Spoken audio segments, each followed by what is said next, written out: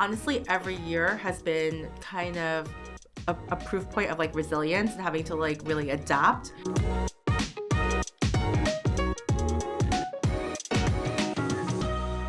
Let's go straight back to the beginning. 2017, you started your agency. Can you tell us a bit more about the situation you were in and why you made that leap? Yeah, for sure. And, it's funny because everyone always asks me how we came up with the name Working Assembly, but really it came about because I was working full time and assembling creative teams for clients, mostly kind of emerging startups and new brands that were looking for kind of innovative out-of-the-box solutions to help support them as they were kind of thinking about scaling and launching and formalizing what their brand would look like. And so I had just gotten some connections with some founders who had asked me, hey, can you help me with my brand work? Do you have a team? And I didn't have a team, but I would essentially assemble friends and colleagues and collaborators. And it was so fun. It was such a joyful time in 2017 as well, because, you're kind of in that early stage where everything is very malleable. You don't necessarily know what you're setting out to do. And it was very unintentional. I never really thought I was creating an ad agency or a branding agency. I never had that kind of intentionality going into it. And in some ways that became a hindrance later on, but in the beginning stages, it was really fun because it made it where we could really kind of form what we wanted it to look like and Amazing. Not have necessarily the constraints. And I was working, like I mentioned, full time. So, I didn't necessarily have the financial pressures. I was able to take on projects that I really cared about. I was able to work on, brands that maybe didn't even pay me anything at first, but wound up becoming great relationships later on. And so it just, there was a lot of freedom in that. Yeah. So I love the name. I kind of sometimes hate the name because I'm like, it sounds so almost like 2017, like back then. No. But I also just kind of also love it because it is so true to who we are. I think even now, even though our agency is about 50 people, we still are very much a collective of people who really love making things and having things be messy and fun and we're kind of constantly changing all the time. That's amazing. But why did you do it then if you're working full time? And I think you said you'd just become a new mum as well when we spoke before. Well, so I became pregnant with my daughter in 2017. I wound up having her late 2017. We, at the time I was working, as kind of within the agency world. And while I loved it, I did feel like there was a lot of pressures where I just didn't have the autonomy of being able to create my own schedule and really have, I think work-life balance is a thing that you yourself have to kind of sometimes dictate, right? Yeah. Everyone always says oh, work-life balance at work, this job doesn't allow me to do this. It's oftentimes it's not really the job as much as it's you creating that boundary for yourself or creating what you're willing to do versus not willing to do. And to be honest, I was a great employee. I loved working. I still really love working. And it was really hard for me to draw that line. And so I was working agencies where I just really didn't have any sort of balance. And that was also on me. I just would love taking projects on. And so I knew I needed to step back from that, but I didn't necessarily know what that would look like. And so in 2017, I wound up getting a job at Instagram and was working at Meta. And I thought, let me try working on the client side. But I really miss the client projects that come from agencies. So it was a really good balance of both. And then when I became pregnant with my daughter, I was like, this could be a way that I do this, if I can actually give it a go. Yeah, that's incredible. Yeah. You're very lucky to have been able to do that, I suppose. Yeah. Because women are the best multitaskers. I feel totally. The fact that everyone's always this is a story a woman has, Standard, yeah. No, it's incredible. And I know that you have adapted to your client needs and obviously what's going on in the wider world and that sort of thing. Yeah. What's the biggest change that the Working Assembly has had to make in that time to adapt and really push through? Yeah. Well, listen, so I started the agency in 2017 when I had my daughter. I quit my full-time job in 2019 when I had my son. And then we had COVID in 2020. And of course, we're still dealing with a lot of market instability now, with this new administration and everything else. So honestly, every year has been kind of a proof point of resilience and having to really adapt. I started out as a branding agency because I really truly believe that brand foundation, brand stewardship really happens at that foundational level. And it really is important when you work with clients that you have that trust that comes from working on branding. But over time, we realized that in order to continue to scale the agency, bring in the diverse talent I wanted to have, bring in the different skill sets, I really needed to also make it where it was a little bit more long-term, so not just so project-based. And oftentimes, as you know, branding is very project-based. So the biggest change we've had over the past couple of years, we also have adapted to having more retainer and long-term client relationships. Yeah. And that comes because we also do a lot of social, we do a lot of content and campaign work for clients. And so oftentimes brand work stops at the guidelines. We actually kind of go all the way through. And so it's been both good and challenging. The types of designers that you hire for brand work versus campaign work is quite different. Yeah. And so we've had to kind of also, revisit our talent, where the gaps are, and all of that as well. I'm really interested in that. It's one of the reasons why I love branding agencies so much is because of the longevity and the size of the projects, and you're really, like, in your words, laying the foundations of a brand. Yeah. But things are moving so quickly now. Like, can you really create a timeless brand still, do you feel? Or is everyone just needing to adapt all of the time? Yeah. And also, too, not just a timeless brand, but can you create a brand in the time that the person who's hiring you has? Because oftentimes people are staying at jobs less for shorter periods. Yeah. They have more pressure on them than ever. There's more financial constraints than ever. So like the amount of money they would be typically spending on brand work isn't there as much as well. And so we're seeing kind of that pressure on all sides. And to your point, like, how can we continue to adapt and do good work with all of these different constraints that oftentimes are up against us? And one thing that we did try to do to combat that is that we do spend the time and the rigor that a branding agency would on like the foundational work, but we don't necessarily spend all the time there. We also quickly get into kind of the applications and the things that you would need to kind of launch your brand. I think something I've seen in the past at some branding agencies is they live so much in like this kind of notional guidelines, like mock-ups, and at the end of the day, clients sometimes don't have like the marketing team and the creative team that they need to like implement that work perfectly. Yeah. And so you have to do that work for them. So what we've done is just kind of convert the work that we would do into guidelines and really actually just apply that to actually making things in real world. That's really smart because well, I've seen it before where you sort of hand over the guidelines. Yeah. Like, good luck. I know. Ta-da. I know. Exactly. Best of luck to you. Yes. We'll see it when it launches, kind of thing, which is it's a mistake, especially when things are moving so quickly. For sure. But you spoke about like multitasking and pressure and balance and all this. It's ramping up and up as well. How do you deal with that? Because I know you're involved in a couple of businesses, you're judging, you're speaking, you're doing podcasts. Yeah. How do you deal with the pressure? Yeah. Well, I think I've gotten really good at delegating. I think, having had to juggle so many things early on, I was able to kind of eclipse one of the pitfalls I think a lot of founders fall into, which is they try to do everything all by themselves, or really try to control every situation and variable. And because of the fact that I had to balance, motherhood, also, having a full-time job and also starting this, I always had to be good at trusting others and putting the right people in place.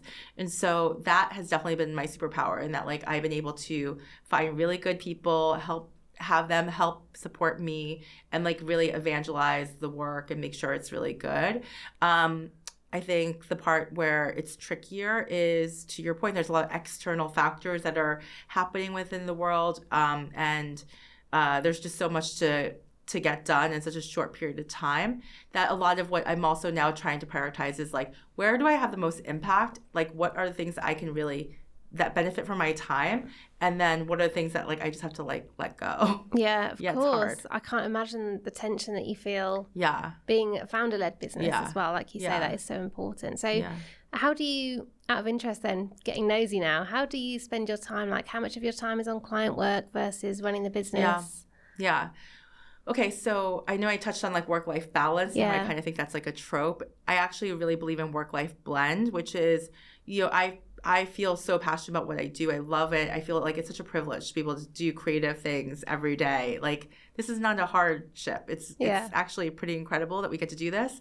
And so for me, like, I feel like I get a lot of energy from being creative, from doing creative things, being around creative people, even clients, as challenging as sometimes those relationships can be to navigate, there's a push and pull. Those also are really inspiring. I mean, they're people who are building things and are trying to put something out in the world. So I really try to look at it from that lens.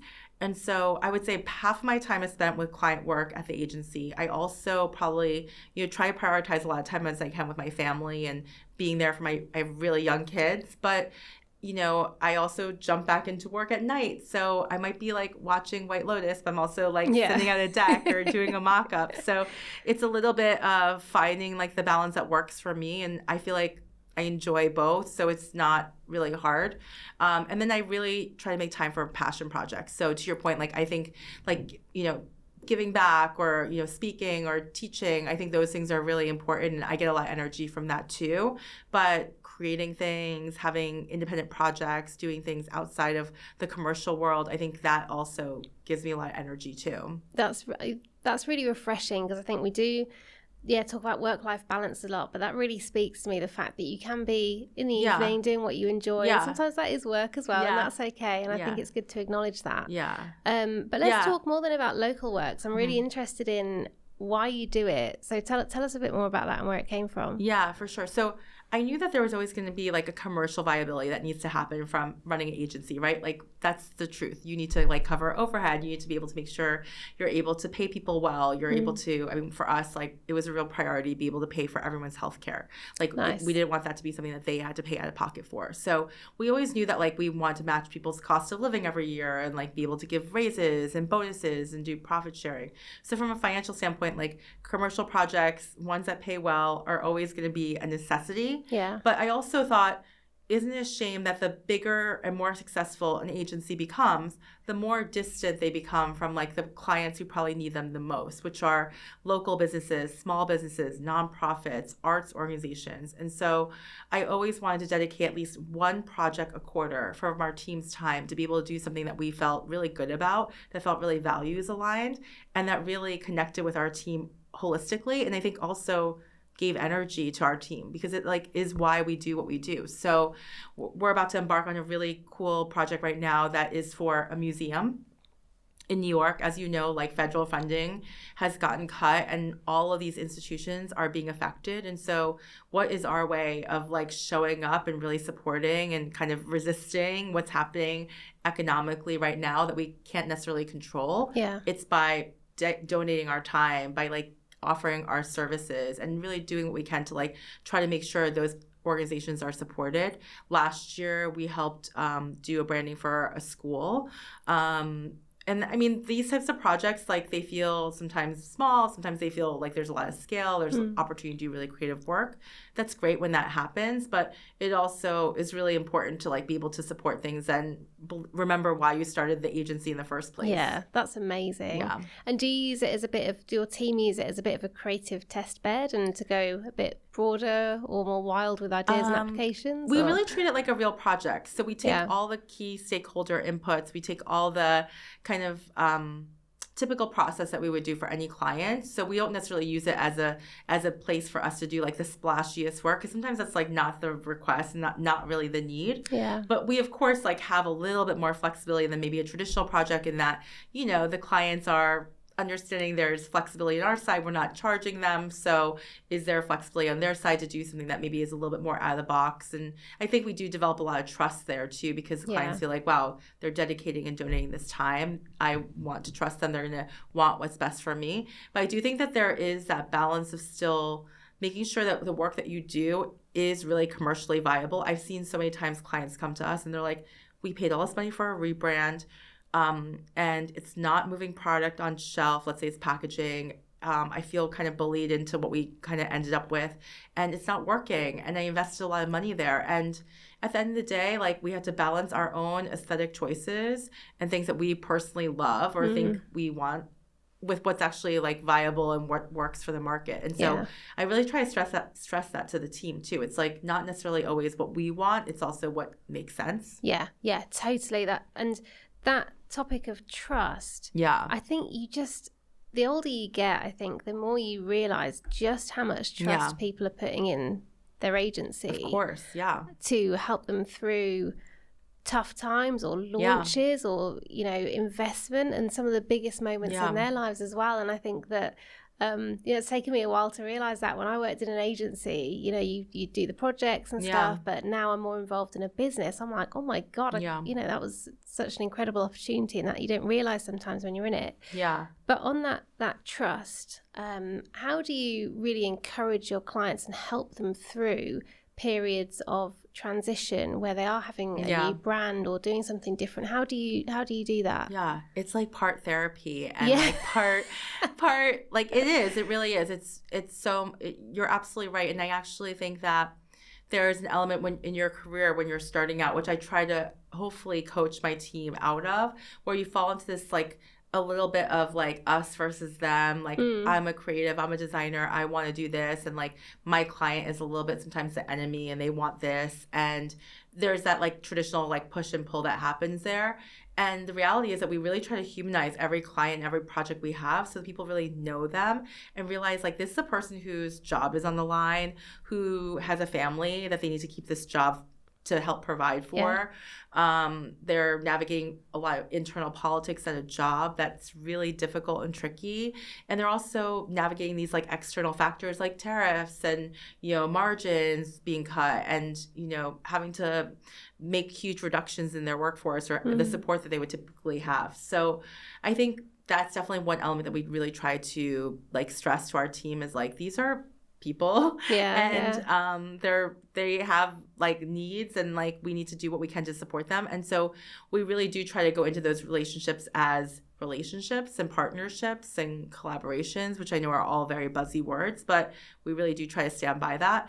And then, you know, at the end of the day, you know, I think hopefully clients also are engaging you because they think you're really smart and they think that you're going to be the people that are going to help them. So you know, you just have to develop that on both sides. That's really smart. I think the ability to humanize creativity is so important, and it is a skill in itself, because you can have all the care in the world for the typography that you're crafting or whatever it is, and I'll be honest, I've presented stuff and I think, I can't quite see the difference there myself. I know it's important to the design team, but you know, it's not the sort of thing that you know is driving those big decisions, I suppose. So you need to kind of check yourself a little bit about the reality and what this is really for and that sort of thing. It's hard. It's a balance too, because I know that like there's definitely times where my team will be like, well, I wish we could have pushed for them to like pay for that typeface or pay for, you know, pay for us to have done this, or, you know, afforded this really expensive photo shoot. And like there's concessions that we always have to make that sometimes don't feel great and like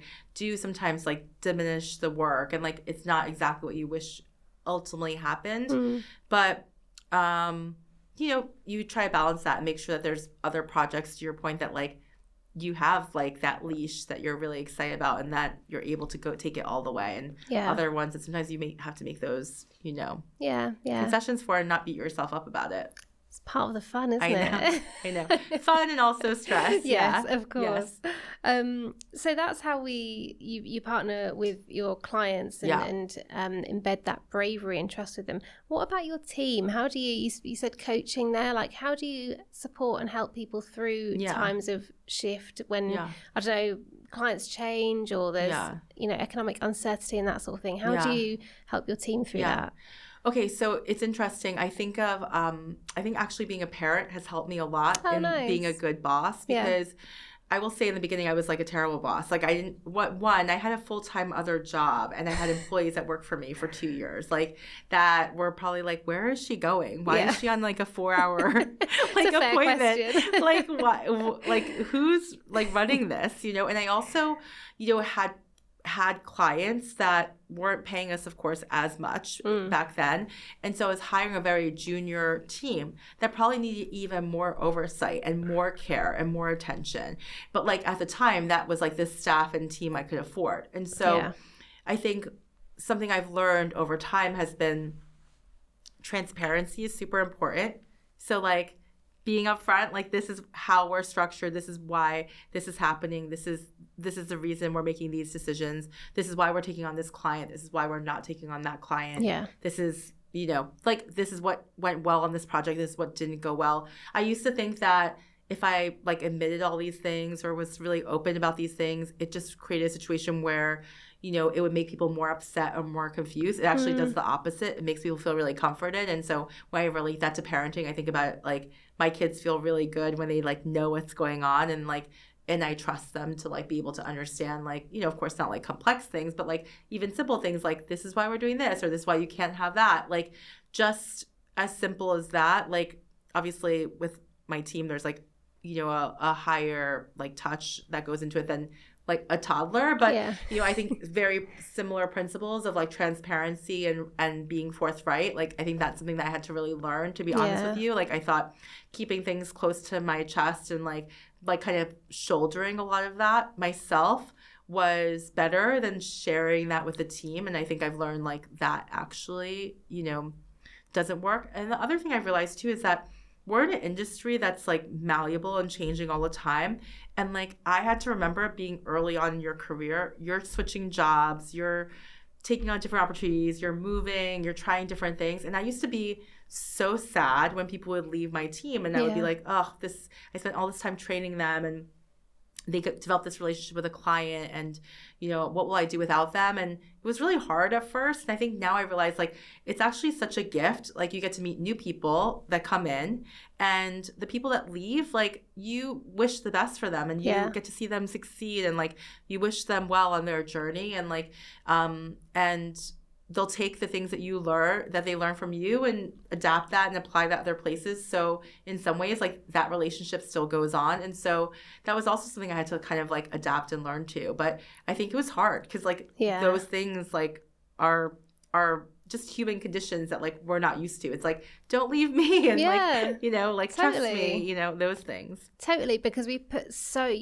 much of yourselves into your work. I think that having resilience is so important, and that comes to if you built something yourself. And I know, and sometimes it can feel so personal, right? Like these teams and these relationships and these projects, and even with clients, like sometimes at the end it can feel like almost like a breakup. You're like, we've been working together for over a year. It's gonna be really hard not talking to you every day. It's just it becomes it's hard to like navigate because. Yeah, you're right. We're all so deeply connected to what we do. But that variety is amazing though as well, isn't it? Like learning so much about a business and working with them, and then the next day partnering with someone completely different in another category. I know, you're right. Yeah. It's fun. Yeah. It's a good thing. Yeah. You touched on like your leadership style then in terms of how you nurture your team, and you're more honest now and more transparent. And I love the sound of that. Was there a specific moment in time that changed the way that you lead? Yeah. I think the pandemic, to be honest, like when we went from in-person culture to remote, I had to get really sharp on like giving feedback and making sure that it was really clear. When you don't have like the crutch of just being over someone's shoulder or sitting next to them and like using that as a communication tool, but now you actually have to be really, really sharp and clear verbally. I think that was a big change for me.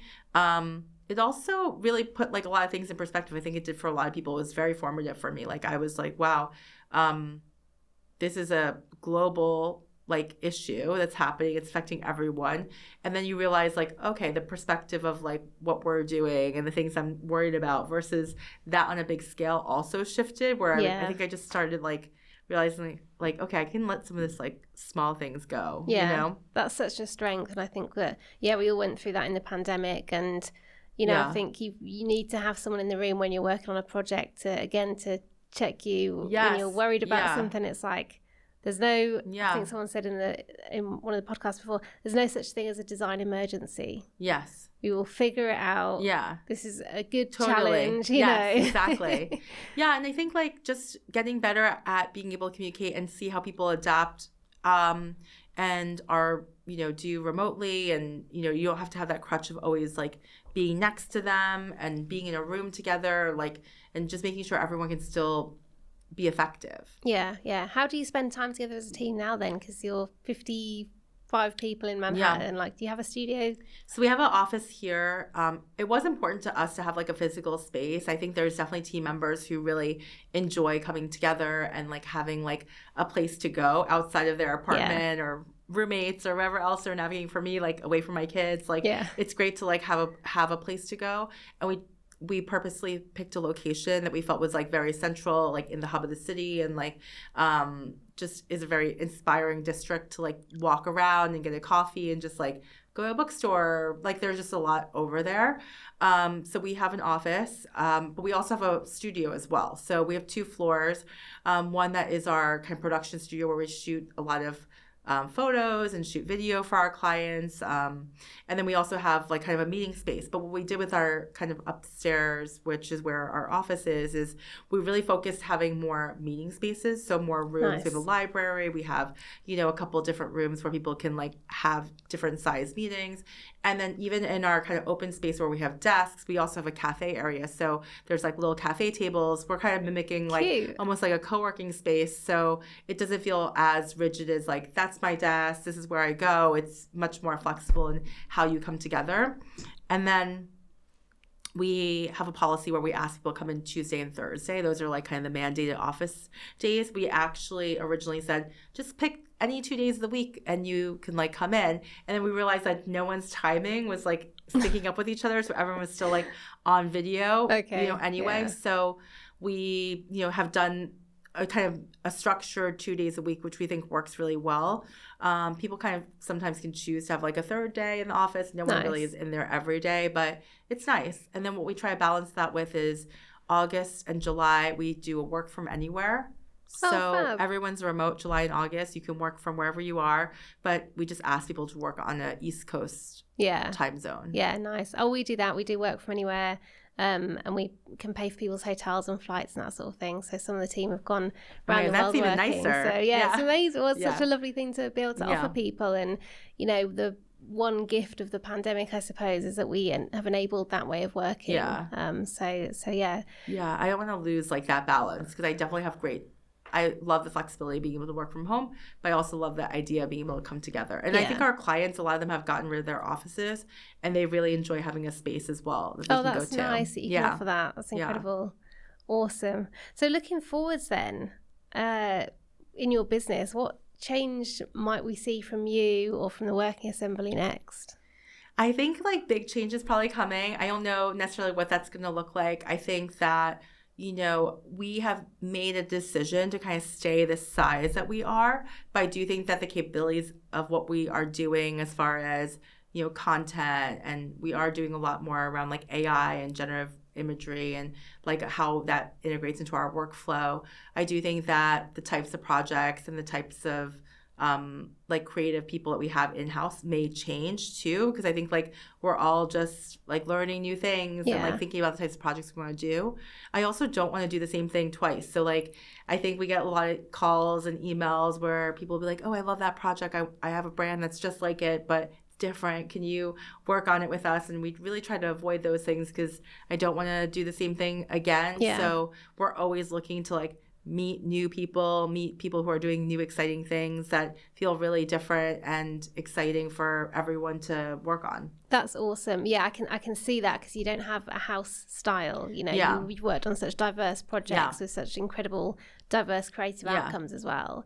Out of interest, has your sort of creative philosophy changed since throughout your career from before you started your agency? How has your approach changed? I think, listen, this is like both good and bad. I think I've gotten dinged for this, and I've also gotten, to your point, celebrated for this, is that like we are a very commercial agency. And I think that there's a lot of brand agencies that like to hide in between, like this idea of like art and commerce kind of becomes secondary. And for us, like we've kind of like made a decision, to your point, like we don't have a house style. We're really in service of doing the best work possible with the best clients possible. But that also means that like our work is decidedly very commercial. Like we are doing work that lives in the real world, that works in the real world, is how we like to say. And because of that, like it is much more commercially driven, which I think like sometimes when you're at like a design conference or with a bunch of designers and you're meeting people who are, true, like doing much more art driven work that's maybe less commercial,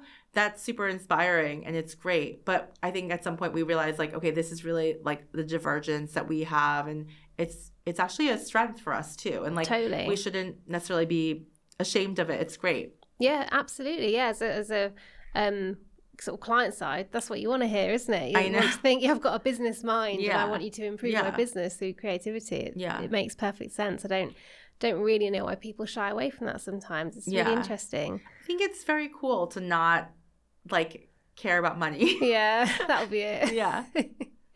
And what you mentioned some of the ways your studio has changed in terms of embracing AI and that sort of thing. What shifts can you see on the horizon for the creative industry in general?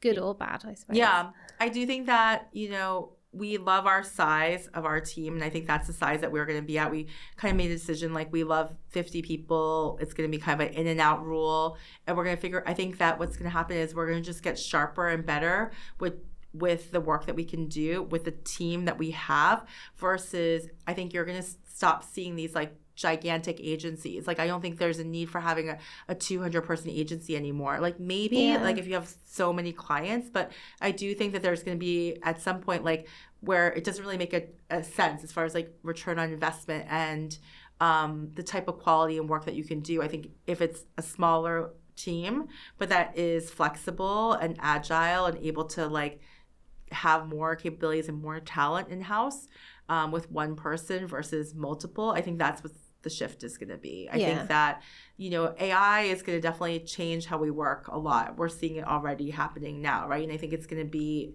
happening at a more rapid speed than we've ever seen before in the next 5 years.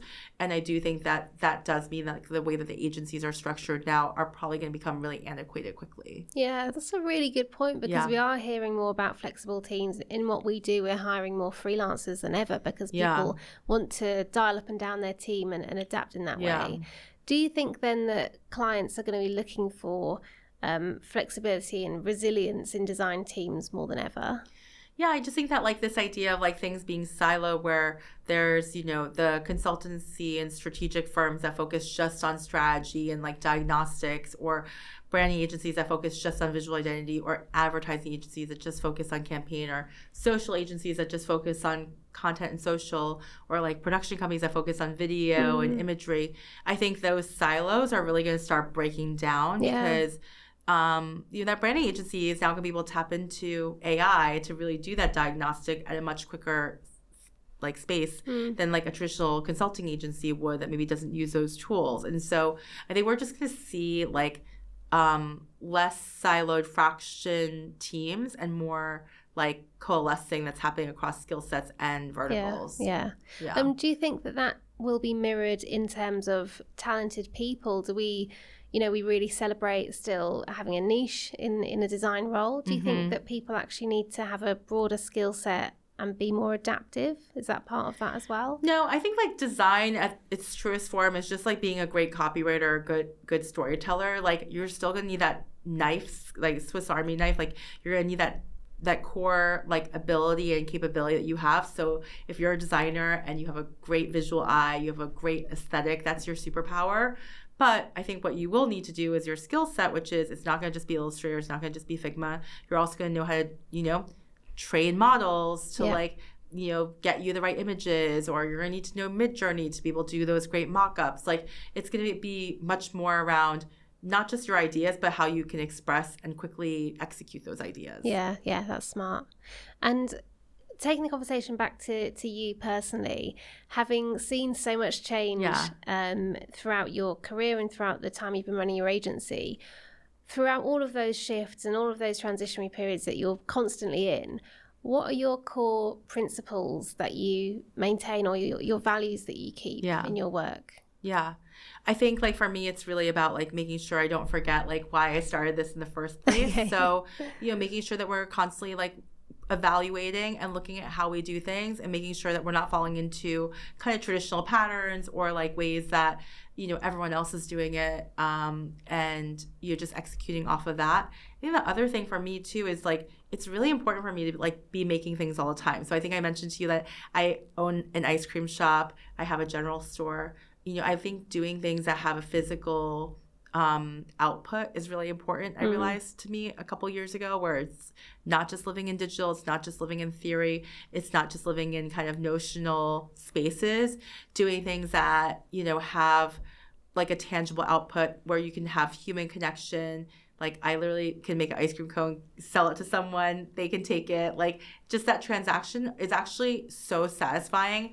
And so for me, I think, making sure that I always have time and for that creativity that's outside of like the norm. Yeah. You obviously, you know yourself so well and you know what you need and what's good for you. you. Know, maybe. I think so. Okay. Because I just think that's really important. It's like the importance of spending time away from your desk, or doing something tangible, or doing something interactive with people. To know that about yourself, I think is a real strength. Because, like, to bring it back, you said what gives you energy.